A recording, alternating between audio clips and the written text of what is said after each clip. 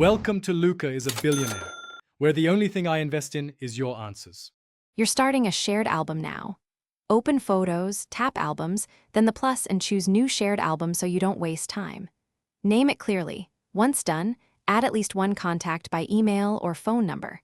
Make sure to assign permissions, allow subscribers to post if you want contributions, or keep it view only for curated content. This first action creates the space where everyone will add photos and comments, so choose a descriptive title and invite participants immediately. Next, add content and configure management. Open the shared album, tap the plus to add photos or videos, and use Select to choose many items quickly. Once added, press Select again to reorder, favorite, or remove items. This keeps the album tidy.